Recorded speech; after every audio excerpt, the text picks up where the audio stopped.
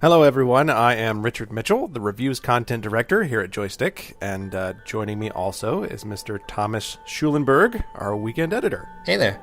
So, Thomas, you and I got to go to Bungie Studios, and I got to play, and you got to stand behind me and watch while I played the preview build of Destiny. Yes, I was given the great privilege to be in the room, but not touch any of the nice things.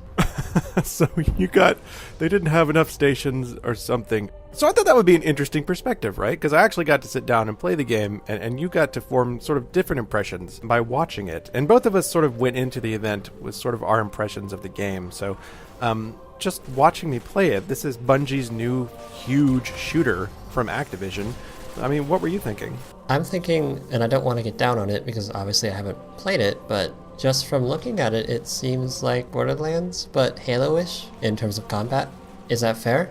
I think to a certain extent. I think the Borderlands comparison is going to come up because this is a first-person shooter that's focused on loot, so that you have a lot of different weapons and armor that you can find. Your weapons and armor level up and their specifications can change. So it has a similar grind, I think. Of course, I only played a very small section. What feels very different to me is the actual moment-to-moment gameplay. The moment-to-moment gameplay feels very much like Bungie's most famous product, Halo. Yeah, but one thing that didn't look like Halo were the superpowers that you were using. That's right, and this is one of the things that might differentiate Destiny from the other first-person shooters out there. You can equip something called a focus, which changes the way you play. And this is another sort of MMO element, is that it gives you a super move that charges up over time. You've got the basic first-person shooting with sniper rifles, shotguns, magnum pistols, that kind of thing. Pulling off headshots felt very much like Halo to me. The rhythm of, using a grenade whenever you're in a tight situation.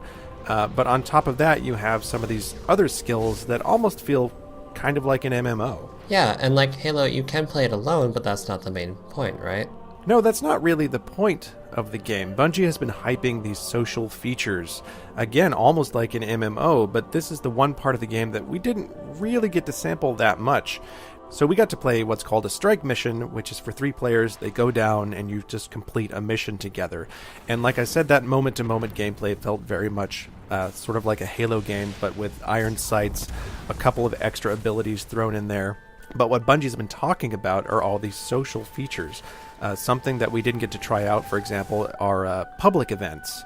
So when you're on a mission down on the planet's surface, you will see these events, and you can start participating in them immediately. And you just jump in by, shooting something, right? If it's the main target? Yeah, and all of a sudden you're playing with 9 different players, and you're all trying to take out, the same massive boss, or something like that.